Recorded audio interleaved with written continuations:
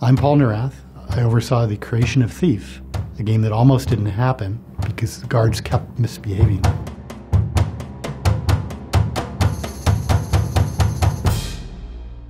Well, at Looking Glass, the games we had done a couple of years before Thief got under development were System Shock and Ultima Underworld. And those were really the games that helped define the genre that we were going to be the best of and really innovate on. These are games that have, deep immersion, where the player can really make moment-to-moment decisions on how they want to tackle a particular challenge. We wanted to create a game that had a more focused role for the player. When I was, 10, 12, one of the things I like doing is just exploring buildings, like poking around buildings that maybe I wasn't supposed to go places you're supposed to go. I just enjoyed seeing what was around the corner and exploring. One particular instance where I was taking swimming lessons at a place in downtown Boston. I was just poking around the health club and noticed that there was a basement and the door was open, so I went down there. And then there was a sub-basement below that looked like, it was covered in dust and it seemed like no one had been there in years. So, of course, that intrigued me. And then I heard someone coming, it was kind of scary. So I hid in a corner, in a dark corner. And a security guard walks by and is poking around. And, apparently they had cameras or heard something. I don't know how they knew I was down there. But I managed to, stay in a dark corner.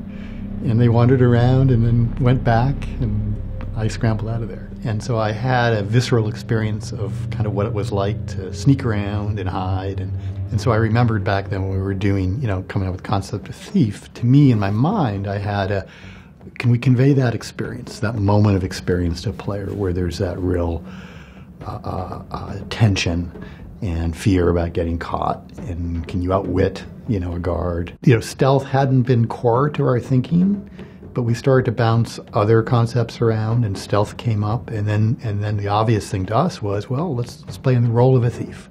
We want a more singular experience. It's focused on a role. We know what thieves do. Players know what thieves do. It creates an immediate context, which is especially important if you're doing an innovative game. If you're already asking players to stretch and do gameplay they haven't seen before, to make that approachable is important, doubly important. So by just calling it Thief and making it about being a thief, it created the context. There were things we knew we had to solve for. We had to allow the player to hide in shadows and stay out of the light. We knew that we wanted to use the soundscape, the audio environment, so that they could sneak quietly and avoid detection from the guards, from the noises they would make. What's that? Who goes? Seems peaceful enough now. Must have been rats.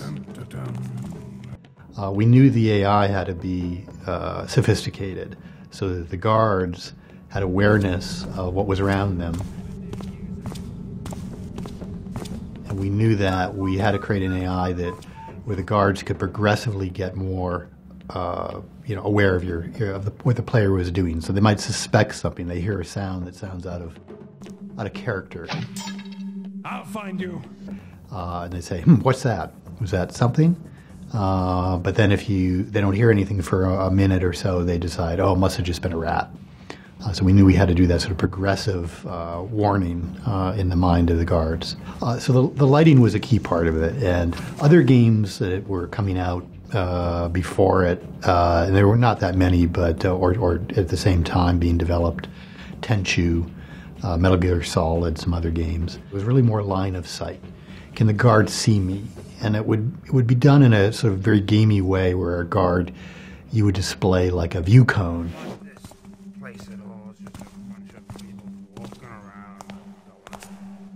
Did that shadow move? To make the audio stealth environment work, or gameplay work, we had to do more sophisticated audio than I think anyone had attempted to date. We mapped the physical space of a level.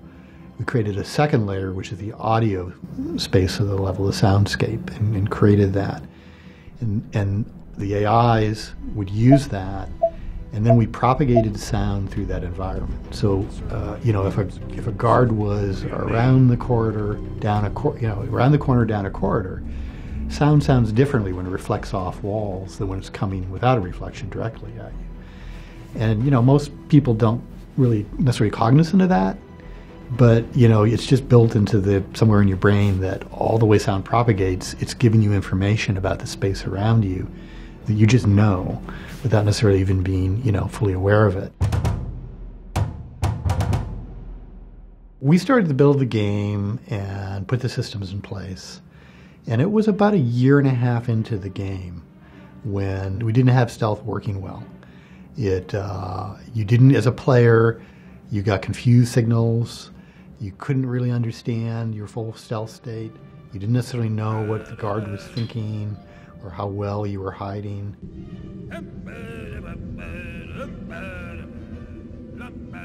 The AI design was such that it couldn't effectively pick up the cues we needed to do, like a bloodstain on the ground or just the stealth aspects. And so it was all muddled. You try to sneak in, and sometimes you'd be ridiculously successful. You walk right by a guard that would notice you.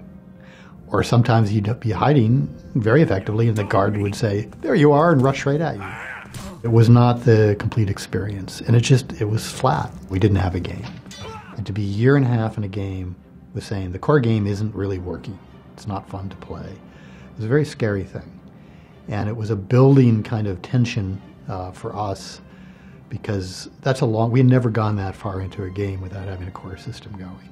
There was also the added tension that our publisher, IDOS, was quickly losing confidence in our ability. So they were actually saying we may just cancel this project, walk away from it. Basically, IDOS gave us a year and a half to have a vertical slice, rock solid, all the stealth works, all the gameplay works. But we just decided we had to do it.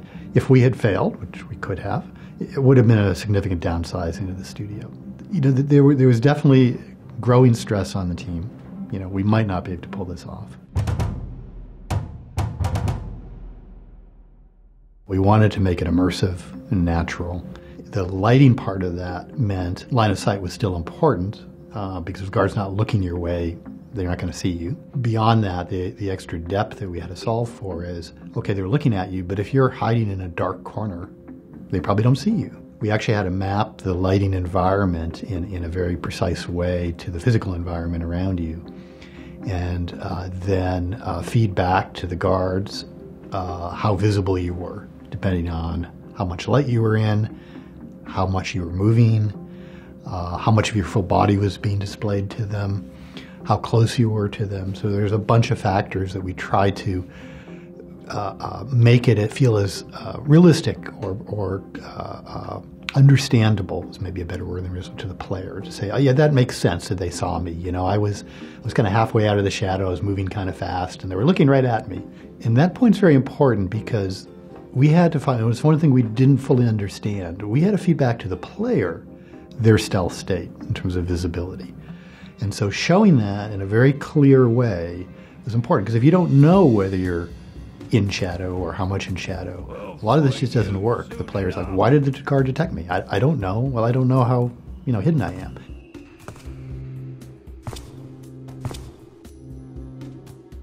One of the team members came up with the concept of a light gem, which shows up at the bottom of the screen. It's just a user interface icon, but the light gem gets brighter or dimmer depending on how hidden you are, visibly hidden.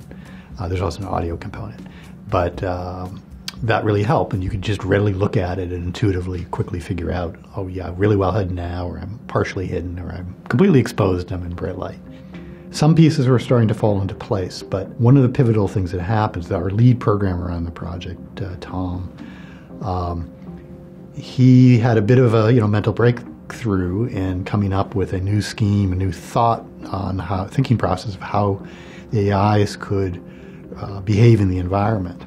And he pitched this as, we need to rewrite the entire AI system, which seemed kind of insane at that rate of the project. But he made some very compelling, he explained his thinking, and it made a lot of sense.